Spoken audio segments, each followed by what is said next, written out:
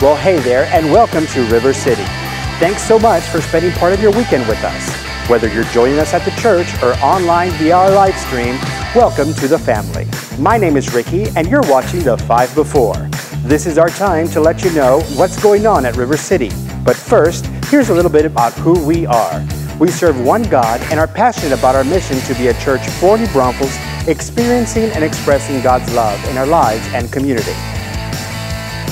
We're going to get things kicked off here in a moment with the band coming to lead us in a few songs. The lyrics will be up on the screen so you can sing along and engage in worship however you feel comfortable. After that, Pastor Jason will come and share a great message. All in all, we'll be here for about an hour. If you're new with us today, we want you to feel at home and know that this is a safe place, and we're so glad to have you here.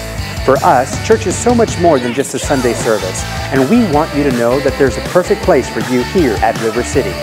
One of the best ways for you to get connected is to fill out a connection card found in your bulletin.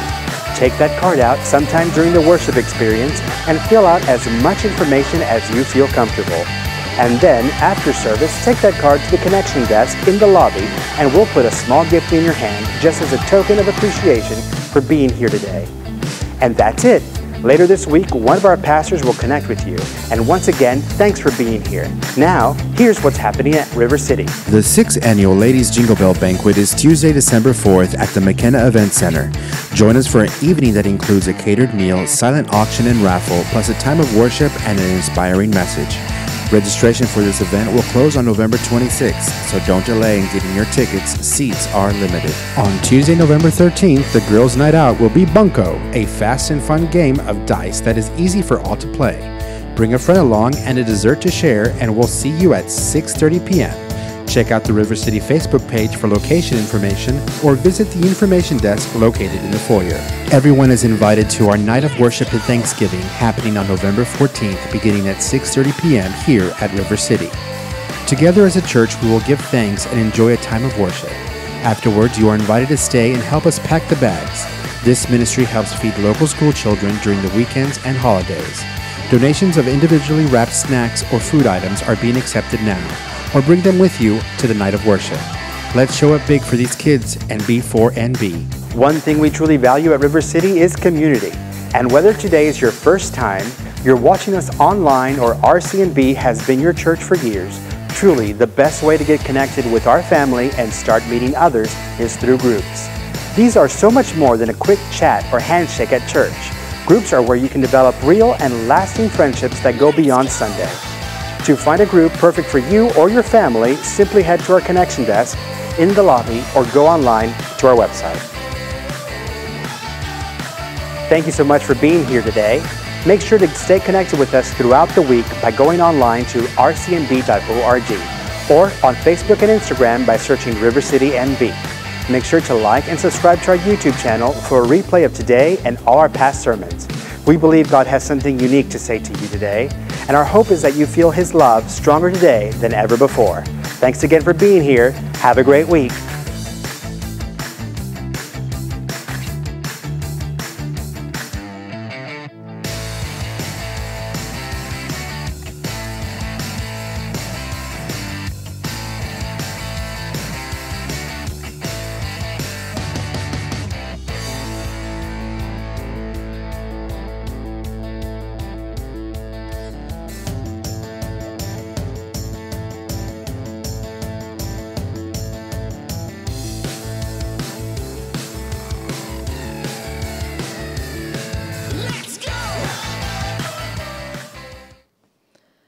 All right, good morning. I'm so glad you guys can join us. Why don't you guys stand? We're going to worship the Lord all together.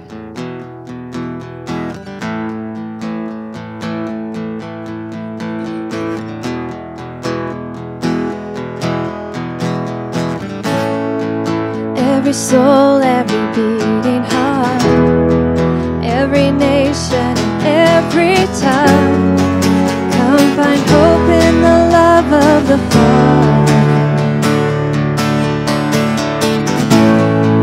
All creation will bow as one, lift their eyes, see the risen Son, Jesus Savior forever and after.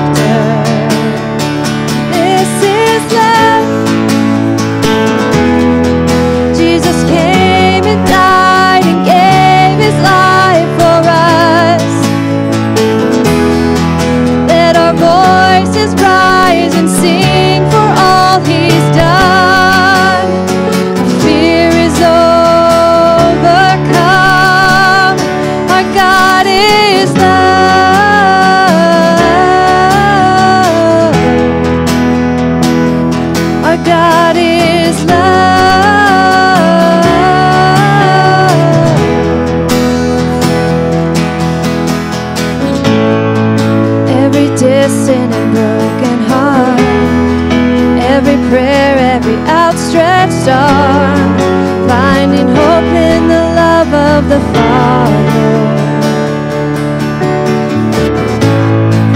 Age to age, let His praises rise, all the glory for all of time. Jesus, Savior, forever and after. And this is love. Jesus came and died and gave His life for us. Let our voices rise and sing for all He's done. Fear is overcome. Our God is love.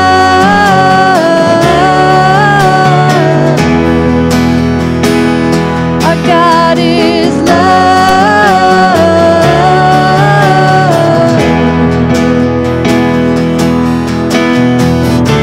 Age to age, we will be singing in the light of all He's done. All the earth, everyone singing in the wonder of His love. Age to age, we will be singing in the light of all He's done. All the earth, everyone singing. This is love. Jesus came and died and gave His life for us. Let our voices rise and sing for all He's done. Our fear is overcome. Our God is love.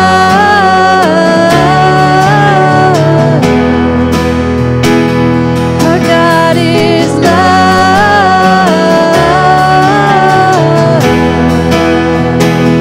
Our God is love.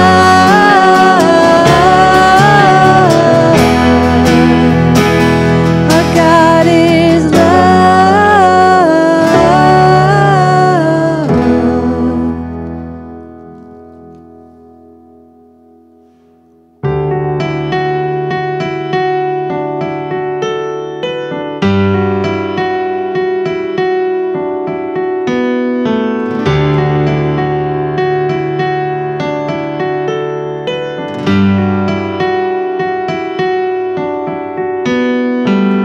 Who breaks the power of sin and darkness? Whose love is mighty and so much stronger? The King of glory, the King above all kings. Who shakes the whole earth with holy thunder? Who leaves us breathless in awe and wonder? The King of glory, the King above all kings. This is amazing grace. This is unfailing love. That you would take my place, that you would bear my cross, you would lay down your life, that I would be set free. Oh, Jesus, I sing for all that you've done for me.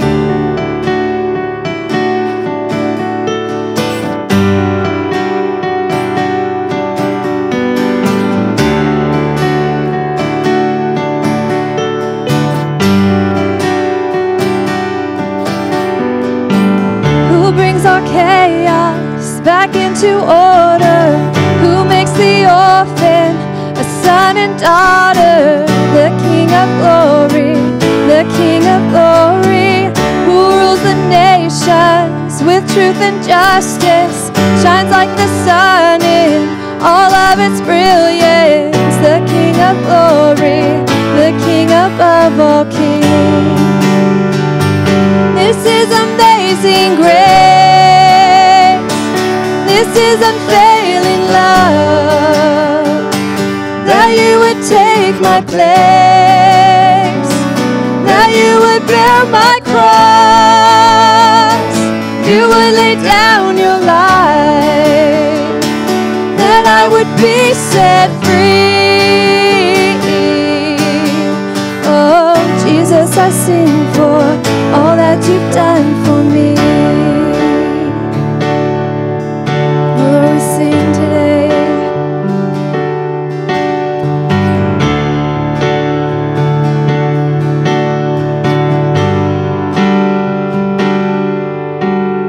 And worthy is the Lamb who was slain, and worthy is the King who conquered the grave.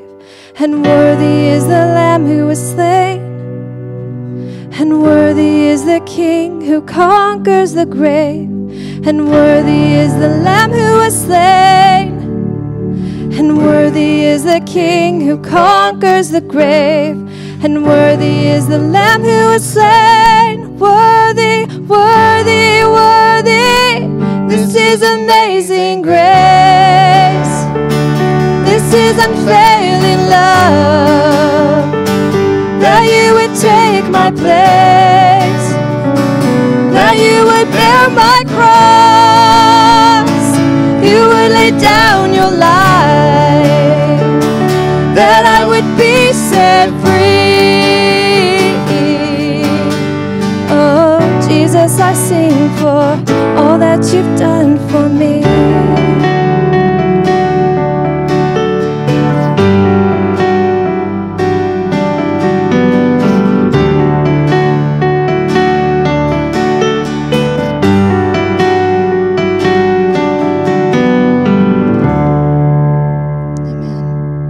Good morning, River City. How are y'all this morning? Morning, morning. Today is a special day for our country. It's a day that we get to celebrate and recognize all our veterans. So if you have served in any of our armed services, if you would do me a favor and stand up, just so we can recognize you today and thank you so much for your service. We do thank you. From the bottom of our hearts and from the bottom of all our people here at River City, we just thank you for what you have done for our country. We honor you today, and we just thank you. We're going to continue in worship, so. Amen.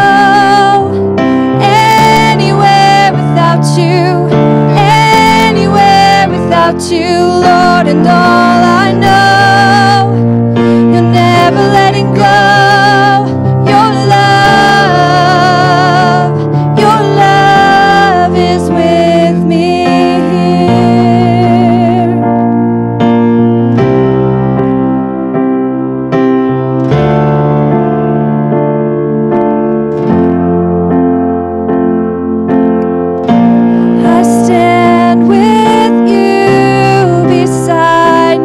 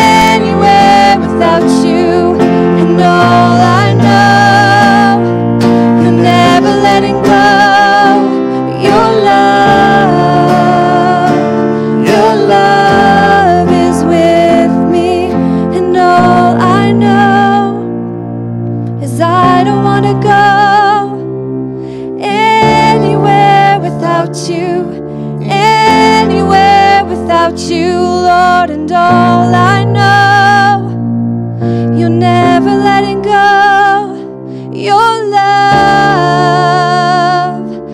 love is with me here.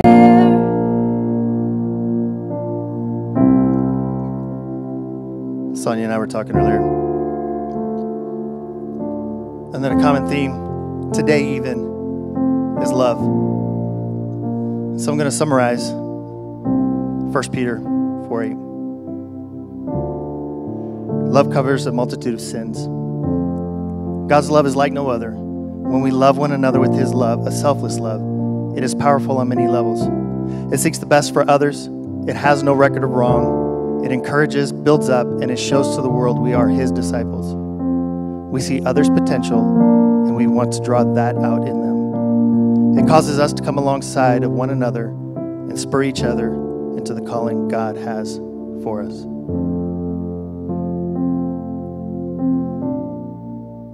So while we sing the next song, just think about that. Think about the love that has been shared with you and the love that you can share with others. And whether that's just,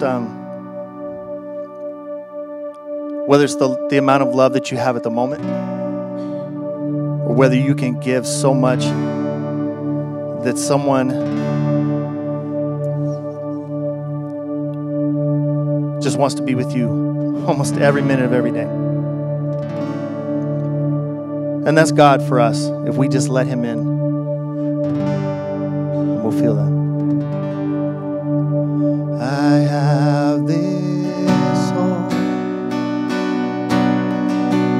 as an anchor for my soul. Through every storm, I will run to you with endless love. All my fear is swept away.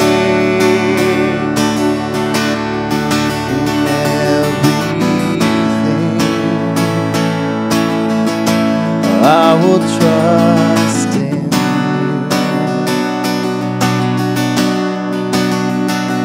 There is hope in the promise of the cross. You gave everything to save the broken love. And this hope is an anchor for my soul. I got to stand unshaken.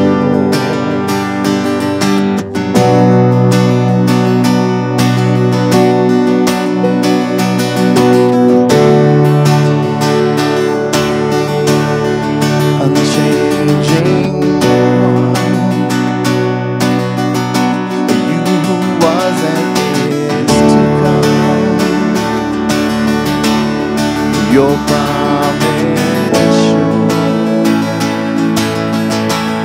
You will not let go. There is hope in the promise of the cross. You gave everything to save the broken love.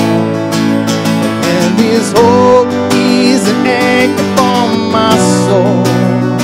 Our God will stand unshakable.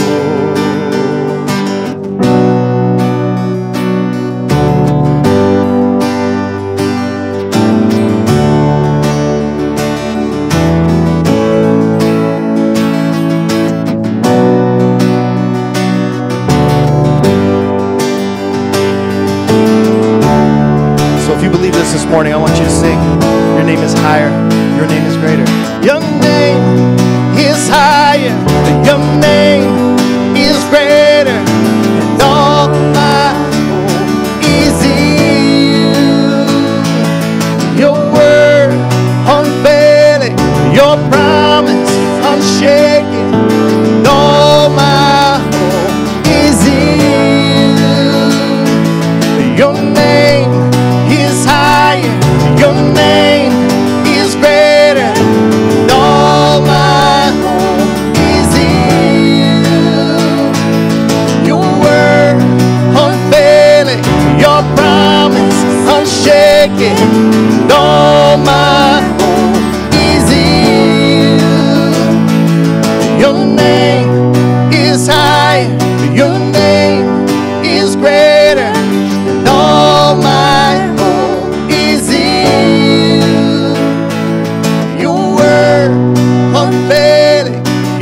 promise unshaken. And all my hope is in you.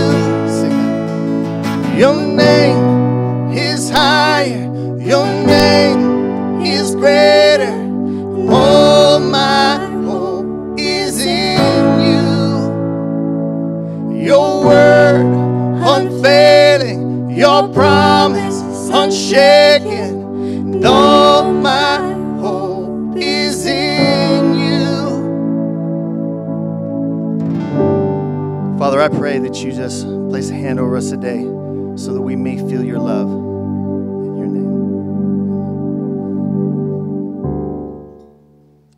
Hey River City, here's a recap of what's happening at the church. The 6th annual Ladies Jingle Bell Banquet is Tuesday, December 4th at the McKenna Event Center. Join us for an evening that includes a catered meal, silent auction and raffle, plus a time of worship and an inspiring message.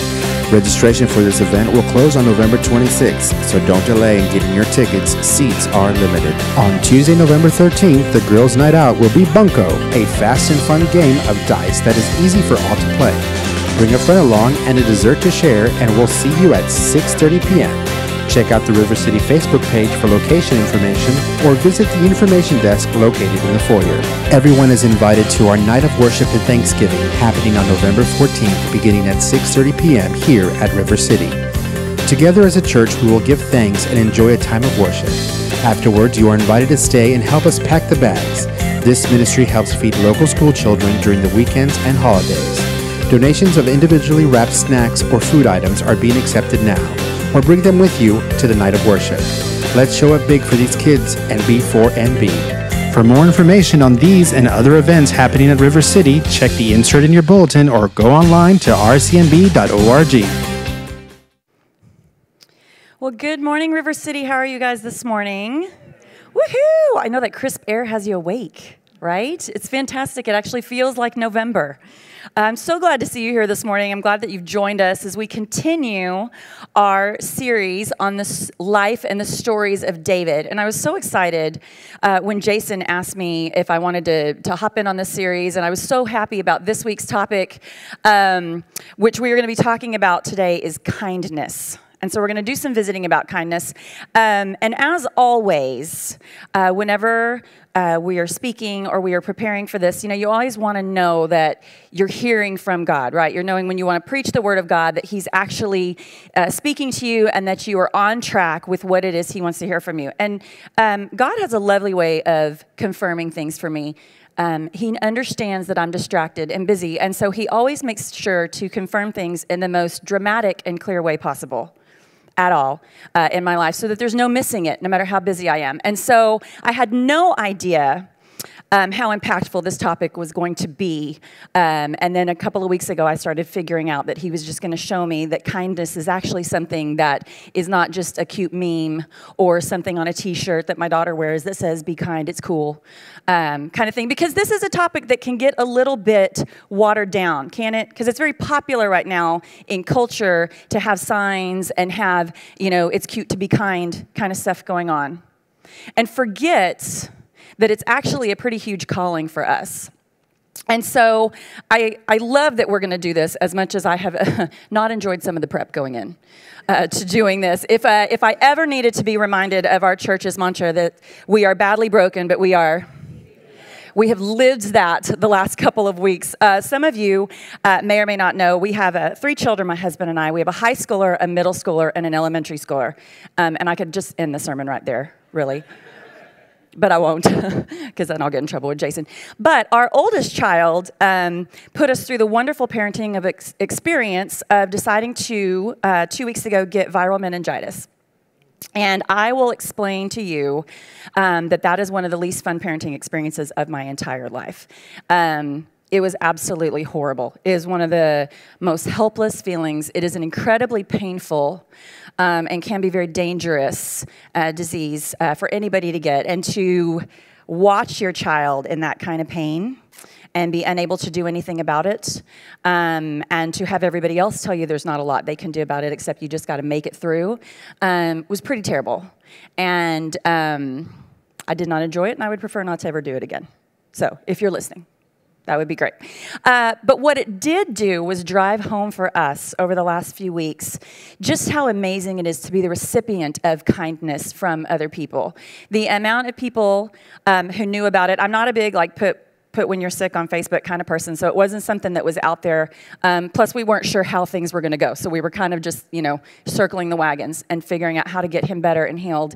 And the amount of people who prayed for him and sent messages or popped by and dropped off food or snacks or came and just sat with me because I was a lunatic at that point, who showed up at band concerts and football games and soccer games for our other kids so that they would have a cheering section because, mama was missing or dad was missing because we couldn't leave Luke by himself, was just incredibly humbling. And was a phenomenal reminder that this is not just a cute meme that goes on a shirt. It's not just like a Pinterest-worthy, boards and brushes thing that you paint and put up in your house. It is a real and tangible and vital thing to our lives. And I love that it shows up in the story of David, because it shows up for one of our leader, warrior, huge characters in the Bible in a way that is unmistakable, but also incredibly subtle. I had actually never heard of this story. Humbly, I come to you now. I'd never heard of this story. And so when I said, this is a topic I want, and Jason was like, oh, fantastic. And we went through what the story was. I was like, I have no idea who that is. I've never heard of this character. I've never heard this story before. And so it was interesting to go through and learn about it. And what I wanted to do was kind of break down the definition of kind, because I think we all know, generally speaking, what it is, but to see it put into words. And so I love the way Wikipedia wrote it. According to Wikipedia, kindness is a behavior marked by ethical characteristics, a pleasant disposition, and a concern and consideration for others. It is considered a virtue and is recognized as a value in many cultures and religions. And I think that's a pretty good explanation. The interesting thing about when you look up the word kind or kindness is that when it goes through, it uses the word benevolence a lot. And then if you look up the word benevolence, it translates into kindness. So it doesn't, they like define each other. They just keep, because it's kind of a quality that like we know what it is, but we can't really break it down into words. And so what I want to do today is in a way that is not cliched or trite or maybe that you've heard before, pull out the characteristics and the things that mark kindness and make it important for us. And so we're going to come on into the story of David. I love David so much. I love him because he is, in my mind, one of the more flawed characters in the Bible. And yet he is always described as a man after God's own heart, isn't he? He's always described as a man after God's own heart. And when it comes to the big picture and priorities in his life, he consistently looks to God. Even if he screws up, even if he's barreling along, he always looks to God. And this figures heavily into the stories of his life. And so it's going to figure very heavily into this one, which involves a not as well-known player named Mephibosheth. And that I'm going to have to say a lot of times this morning. And I did a whole lot of like warm-ups, like that whole blue leather, yellow leather, because it's such a hard name to say. It took me like 3 weeks to get to where I could even, I'm so proud that I actually just said it before you guys, because I've been a little nervous about saying it. But his name is Mephibosheth. So when we kind of first hear about this guy, it's in 2 Samuel. David is 30 years old, and he's been anointed by the elders of Israel as king. So he's come through, Saul has been defeated, Jonathan has died, and he's been anointed by the elders of Israel as king. And we're about to get a huge list of what's going on in David's life. And he's a really busy guy, and we're going to go over that in a minute. But interestingly enough, right in the midst of this, in 2 Samuel, chapter 4, verse 4, we get this little gem. In parentheses, by the way, note that, okay? Jonathan, son of Saul, had a son who was lame in both feet. He was 5 years old when the news about Saul and Jonathan came from Jezreel. His nurse picked him up and fled, but as she hurried to leave, he fell and became crippled. His name was Mephibosheth. So there's a couple of interesting things about this, and we'll revisit as we go along. First of all, like I said, he is introduced to us kind of in the middle of a lot of things about David, and all of a sudden in parentheses, almost as like an aside, they're like, oh, P.S. Jonathan had this son.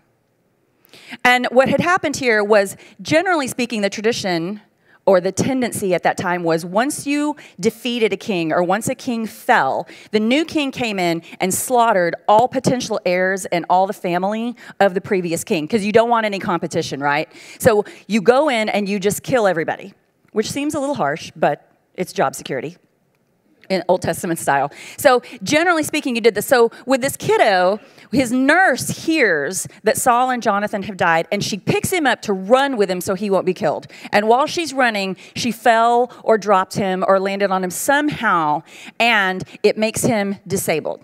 Okay? So this is our introduction to Mephibosheth. Just a little aside.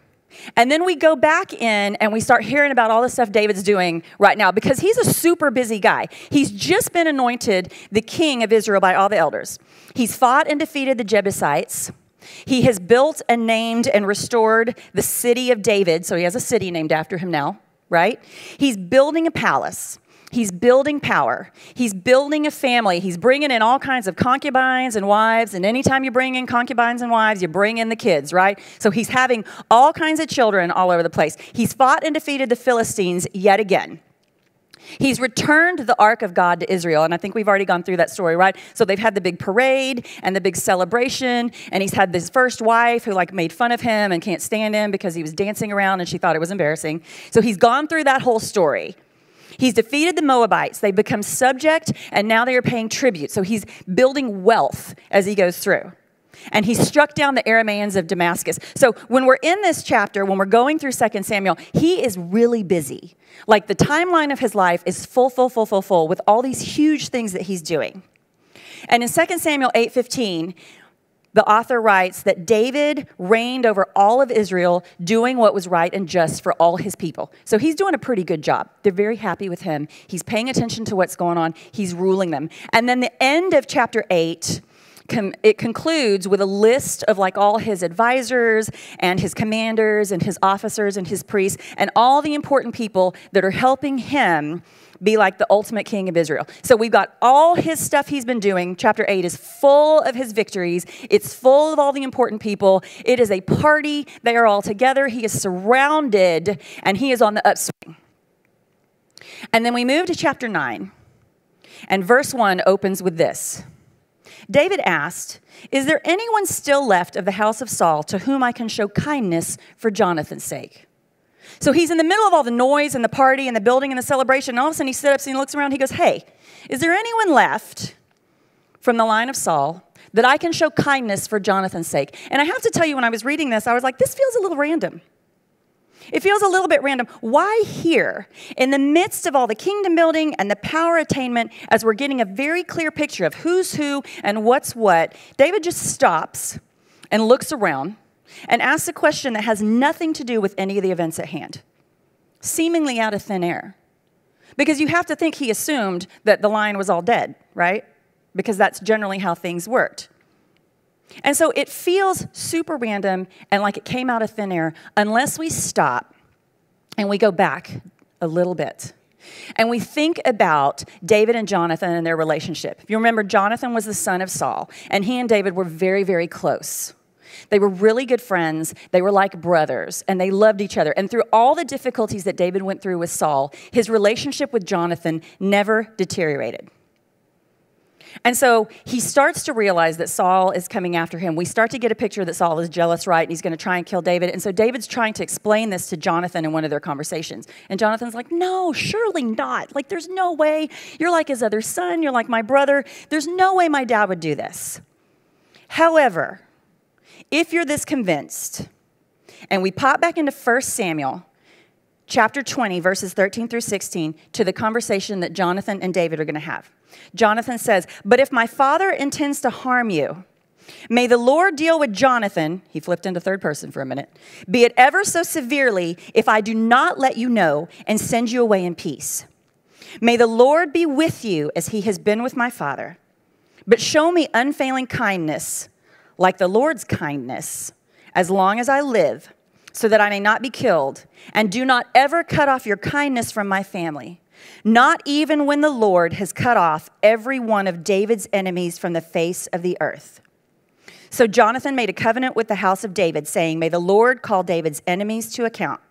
And Jonathan had David reaffirm his oath out of love for him because he loved him as he loved himself. So I think this is very interesting. I think Jonathan right here has a little bit of like predictive prophecy going on, right?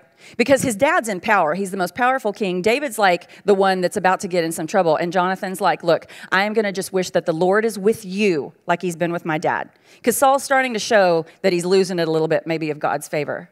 And Jonathan knows David, and he knows that David's a man after God's own heart.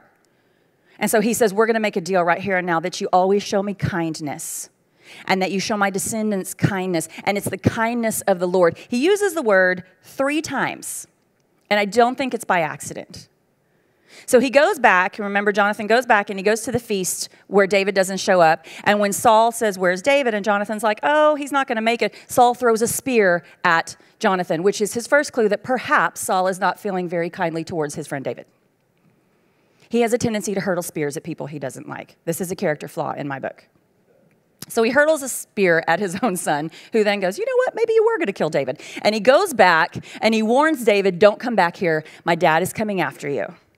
And in verse 42, it says, Jonathan said to David, go in peace, for we have sworn friendship with each other in the name of the Lord, saying, the Lord is witness between you and me, and between your descendants and my descendants forever. Then David left, and Jonathan went back to town. Note Jonathan's persistent consistency. Note how many times he reminds David, we have sworn an oath. God is our witness. Oh my goodness, my grandmother, Armenian grandmothers, I cannot even tell you. As God is my witness, that gets your attention. When someone peppers their conversations with that, it makes you pay attention. Because now they've invoked the name of God. And so even if you thought he wasn't listening before, you're pretty sure he is now. So Jonathan's like, the Lord is the witness. God is our witness. We made a deal, right? We made a deal. Remember, you, me, buddies, your descendants, my descendants, forever and ever. And he mentions the oath of kindness 3 times in that previous conversation. Don't forget, I'm asking you for kindness. Show kindness to my family. Show kindness of the Lord, who's the witness, who's listening to us right now, forever and ever, amen. Just in case you forget. He reminds David over and over. He's a clever guy. I got to admire him. I got to tell you. He gets this idea in his head, and he makes sure that he gets into David's head in such a way that it's stuck. In such a way that at this time, during the party, during the power, when all of David's enemies have been wiped from the face of the earth or have been subjugated to him, David sits up and he's like, I'm on top of things. My enemies are defeated. Oh, what was I supposed to do even if my enemies got defeated? That's right. When the time was right, when the thought came into his head, David responded with our first lesson. And our first lesson is this. Kindness requires that we stop and change focus. It requires that we stop and change focus. You cannot keep blowing along, barreling forward, doing your thing, and be effectively kind. You have to take your eyes off yourself, off your current circumstances, off the noise around you, and look around. And you have to focus on someone else because it's not all about you. Because this life, because the parties, because the kingdoms are not all about you. And the only way you are going to be able to be kind is if you stop and remember that and change your focus to somebody else, which is exactly what David did. We go back into there. We're going to continue. So David sits up, looks around. He says, is there anyone left, still left of the house of Saul, to whom I can show kindness for Jonathan's sake? Now there was a servant of Saul's household named Ziba. They summoned him to appear before David, and the king said to him, are you Ziba? At your service, he replied. The king asked, is there no one still alive from the house of Saul to whom I can show God's kindness? Ziba answered the king, there is still a son of Jonathan. He is lame in both feet. Where is he? The king asked. Ziba answered, he is at the house of Machir, son of Amiel in Lo-debar. So King David had him brought from Lo-debar, from the house of Machir, son of Amiel. I picked the thing with the most names. I have no idea if I'm saying them right. I picked the thing with the most names. But here, David puts into play our second lesson. And that is that kindness is not passive. It requires action. You cannot be passively kind. It is not like an innate quality that you have or don't have. It's not like being tall or short or having blue or brown eyes. In order for kindness to work, you've got to get up, get moving, and put forth some effort. David had to take action. He had to go, okay, is there anyone left? Look around, find me somebody, and let me start investigating how I'm going to figure this out. It has to be obvious. Kindness is always obvious, at least to someone that is not you. It doesn't have to be a million people. It's got to be obvious, and it has to be external. Kind thoughts are lovely, but they are not the end of the matter. None of us are mind readers. I do not know you are thinking kind thoughts at me if you do not do some kind of external showing of what's going on in your head. So this is what David's doing. He's like, all right, we got to put some stuff into action. We got to go send for this guy so that I can figure out how to show him some kindness. So we keep moving on in 2 Samuel 9. We go to verse 6. And it says, when Mephibosheth, son of Jonathan, the son of Saul, came to David, he bowed down to pay him honor. And David said, Mephibosheth, at your service, he replied. Don't be afraid, David said to him, for I will surely show you kindness for the sake of your father, Jonathan. I will restore to you all the land that belonged to your grandfather Saul, and you will always eat at my table. Mephibosheth bowed down and said, what is your servant that you should notice a dead dog like me? So Mephibosheth is seriously overwhelmed right now, right? Because when he gets sent for and told to come to the palace, he's been in hiding at this point, probably for like 20 or 30 years, I think, around his age. He's already got a family of his own. Like, he's been hiding for a really long time. And not in the best of circumstances. And so when they come get him and say, David has sent for you, he has got to be terrified. He doesn't know if David is just going to go on and if he's going to finish cleaning house. He has no idea what he wants with him. And so when he comes up and all of a sudden David's like, I'm going to show you kindness for the sake of your father. I want to give you all the lands that would have been yours if he hadn't been killed. And you are always going to sit at the table and eat with me. And he is like, who am I that you would do this for me? He calls himself a dead dog. And I find this to be interesting because we do this a lot of times when someone shows us a kindness that feels out of proportion. And I feel like it's because we miss the same point that Mephibosheth missed initially. It's our third lesson, and the third lesson is this. Kindness is bigger than the people involved. Kindness is absolutely bigger than the people involved. It actually wasn't about Mephibosheth, this act of kindness. David's very clear about that. Every single time he says, who is left that I can show kindness to? He says, for the sake of Jonathan. Who can I show the Lord's kindness to for the sake of Jonathan, for the sake of your father, for the sake of your lineage, for the sake of my promise? It's not about you applies to both parties to an extent. You see, when you change focus to someone else, you realize that it's not about you, and you put your focus on them. But the actual act of kindness isn't just about the players involved. In David's case, it was clearly not about the players involved. It was about the covenant between Jonathan and David and God. And David is extremely clear about this. He's extremely clear about the who and the what and the why. He is openly saying, I made a promise. I want to show the Lord's kindness for the sake of Jonathan. And he says it out loud over and over again. So the people around him are hearing this. He is leading by example in an obvious and external way to show them what it means to make a covenant and follow it. And it brings an expansion of the players involved, right? Because it's not just between the two of them. Because when you go down, we're about to start reading next, David doesn't answer the question. He doesn't put the focus on Mephibosheth. He doesn't say, well, it's about you because I'm sure you're lovely. He just keeps on going and expanding the players. Because when we move into verse 9, he says, then the king summoned Ziba, Saul's steward, and said to him, I have given your master's grandson everything that belonged to Saul and his family.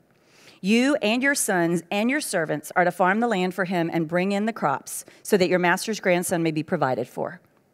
And Mephibosheth, grandson of your master, will always eat at my table. And then in an aside, it says, now Ziba had 15 sons and 20 servants. And I think that's there to show us that David's kindness is actually, he's expanding what it means, right? There's not a limit to it because now he's bringing in more and more people that are going to be supported by this, that are going to be affected, that are going to feel the effects of his kindness. Then Ziba said to the king, your servant will do whatever my lord the king commands his servant to do. So Mephibosheth ate at David's table like one of the king's sons. Mephibosheth had a young son named Micah, and all the members of Ziba's household were servants of Mephibosheth. And Mephibosheth lived in Jerusalem because he always ate at the king's table. He was lame in both feet. And at this point, I was like, the author seems incredibly hung up on the fact that Mephibosheth is lame in both feet. He brings it up every time the guy's name is mentioned. They mention that he was lame. They mention that it was both feet. It seems a bit obnoxious and a little bit offensive, actually. Until we remember that Scripture is always intentional. It is always intentional, even in the parentheses.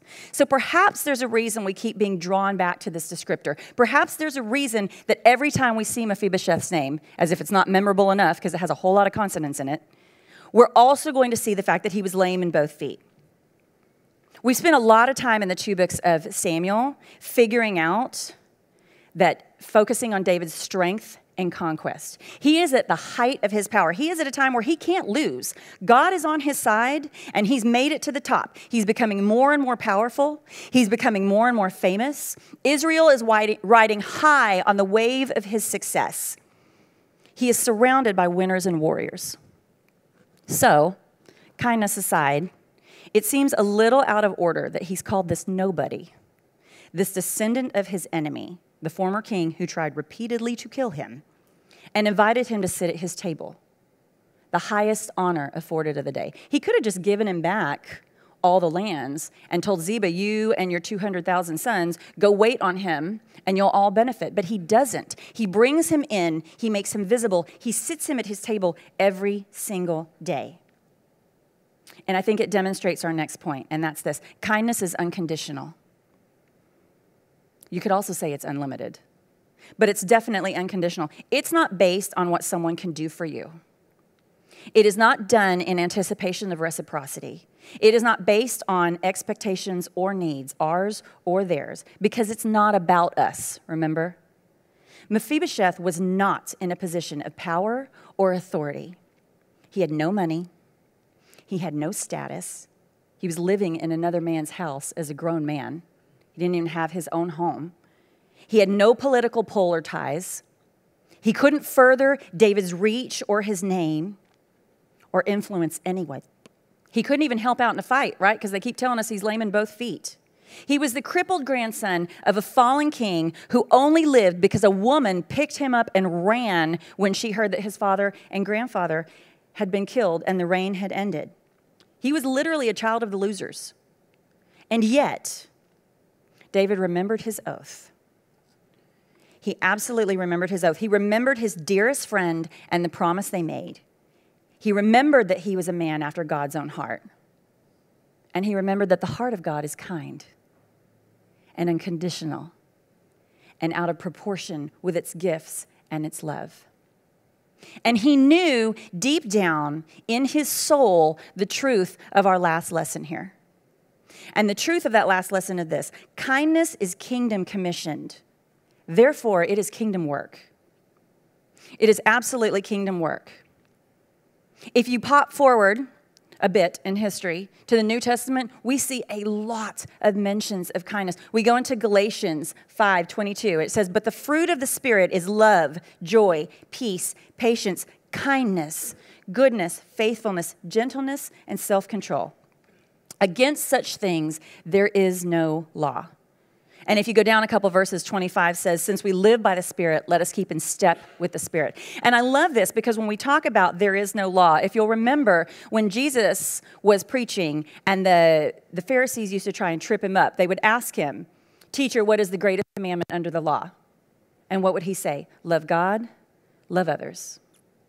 Love God, love others. And so if kindness is considered a fruit of the Spirit, and we are supposed to be keeping in step with the Spirit, then we have to take it seriously that kindness is supposed to be part of us. It's part of the kingdom work. It's part of the call. Colossians 3:12 says, "Therefore," y'all know what happens when we see a therefore, right? It's a call to action. "Therefore, as God's chosen people, holy and dearly loved, clothe yourselves with compassion, kindness, humility, gentleness, and patience." You see, the thing about kindness, the thing about kingdom work generally, is that it's not agenda building. It takes our agenda and our list out of it, which is why we have to stop and change focus and change directions when we do kingdom work. It's not about a worldly reward or attention. Look at where this story is in the Bible and how it's addressed. It's a little obscure, right? I mean, it starts with parentheses in the middle of a whole bunch of exciting stuff, and those are stories we learn in Bible class. Those are stories that we're taught. Those are the stories that make it onto the posters. This story is not one. It's popped in among all the victories and the violence and the drama of David's life. It's an almost unforgettable story. It is an unfamiliar story. Like I told you, I had never heard of this character before I started this. My dad has a degree in theology from ACU, and when I asked him about it, he was like, I don't know if I remember that guy, and he knows his Bible. It's not one that we whip out and we use to like get people charged up and excited, and yet it is in here. And Mephibosheth actually shows up 2 more times later on. So it's not like he was just like a one-time parenthesis, and after the story we don't hear from him again. We do. He's a player in David's life for the remainder of his. But it's not flashy, so we don't hear about it. However, it was important enough to make it into the book. So it's important enough for us to pay attention to. And the thing is that at this day and age, it's very easy for us to sit back and have acts of kindness and be like, oh, well, now, it's very popular. The videos of people being kind go viral, and that's great. It is. That is wonderful because we do want it to spread. We do want people to see it. However, it's not the point. It's not the point. Every single one of the people that came by and did things for us or sat with us while Luke was sick or brought us food or whatever, not a single one of those people sent out a group text telling people what they did, put a post on social media. You didn't see a word about any of that because it wasn't about that. It was about showing us a kindness. It was about serving us in a way we needed, whether anybody else ever did it or not. It's kingdom work. It's not worldly work. So it may not go viral. Do it anyway. You may not get anything back from it. That's okay. Do it anyway. Kindness is not even about emotions or how we feel at that moment. You do not have to be in a good mood to be kind to somebody. You do not have to feel like being generous that day to be kind to somebody. In fact, it's not even how you feel about that person. David didn't know Mephibosheth. He didn't even know he existed. He had never met him. He had no idea what kind of person he was. He didn't know if he was nice, if he was ugly, if he beat his kids, if he was lazy, if he was hardworking, if he was virtuous, he was generous to people around him. He knew nothing about Mephibosheth. And he was in the middle of a banquet, a party in his honor. I don't imagine he felt like stopping, having everybody tell him how great he was, to change focus and turn his attention to somebody he'd never seen or met before and who may or may not even appreciate what he did for him. He had no way of knowing that, and yet the call to kindness was strong enough that he did it anyway. And when we look at the circumstances of the party, we could argue this both ways, right? We could be overwhelmed by David and say, oh, it was such a sacrifice, this great king, he was in the middle of a party and he stopped. Or if we're being cynical, we can be like, well, yeah, he could afford to feel generous and kind. I mean, he was at the top of his game. Like, it didn't hurt him. It was like a drop in the bucket for him. He was secure. He was safe. It was no big deal. Number one, let me tell you, it's always a big deal. It's always a big deal to the person who receives kindness. Number two, I'm going to also tell you something else. People who demonstrate kindness always do it from a place knowing they are safe and secure. That's what makes it so incredible. They know that they are safe and secure. They know they are loved by the Creator, regardless of their circumstances or the world's opinions. They are in a place of security, and they can reach out to someone else to share that. And that often feels counterintuitive, especially when our external circumstances don't match. But internally, when we are rock solid with God, it's not counterintuitive at all. At times, the words we use for kindness, like humane, generous, it's a virtue, it can feel a little bit weak or unimportant. Nothing could be farther from the truth. Nothing could be farther from the truth. If we go into Ephesians 4:32, it says, be kind and compassionate to one another, forgiving each other just as Christ God forgave you. Just as Christ God forgave you, be kind and compassionate to one another. When we demonstrate any of the fruits of the Spirit, or when we follow the things that compare us, it brings us closest to mirroring the actions of God. It allows us to line up with the mission of Jesus in a way that nothing else does. If you go into 1 Corinthians 13, verse 4, we all start every wedding with this, right? Love is patient, love is kind is the next verse. Love is kind is the next verse. And when we go into 1 John, remember, he tells us that God is love. So if you come on in here and you change God out for love, it's God is patient, God is kind. Therefore, when we are kind, we are the closest we could be to mirroring the heart of God. There is nothing stronger or more powerful than that. Kind people are expressing God's truth in a unique and unmistakable way. It cannot be missed and it cannot be mistaken, and it is never forgotten by the players involved, by the people who witness it, or by the one who calls us to follow his example. It leaves a permanent spark behind. Big or small, how many people it impacts directly doesn't matter, because light is light. And in Matthew 5:14, we are told, you are the light of the world. You are the light of the world. There's a bonus lesson here, and I know you've heard it before, but we're going to say it, and it's not on your slides. Bonus lesson here is this: kindness is contagious. It is absolutely contagious. Anytime you can light up a corner of the world with kindness, it is contagious. It will be seen, it will be noticed, and it will be remembered. Maybe way later, maybe 2 generations after you're gone, but it will be continued. It will be continued. Because we're called to let our light shine before men, that they may see our good deeds and praise our Father in heaven. And anytime we do kingdom work that furthers the praising of our Father in heaven, we've absolutely shown that we love God in a way that allows us to love others. Would you pray with me? Father God, we just come to you this morning, and we are so grateful to be the recipients of your kindness. We're grateful for the kind of generosity that you show us. We're grateful for the mercy and the grace that you show us. Father, I'm thankful for every person in here taking time out of their day to come and just sit and to be in your house and to listen to your word. I'm grateful, Father, for our veterans whose kindness and generosity and ultimate sacrifices have put us in a position to be in a nation where we can sit in a building and not be afraid to worship or praise you, where we can express ourselves, good or bad, and know that we are safe doing so because it's been a right given to us. God, I ask that you just continue to watch over us, watch over our great nation, watch over our city, watch over our church. Just keep us in your hands. Keep bestowing on us your loving kindness, Father, because it is absolutely, absolutely the biggest blessing that we could never deserve. It's in your beautiful name we pray. Amen. Y'all have a great Sunday. Thank you for being here.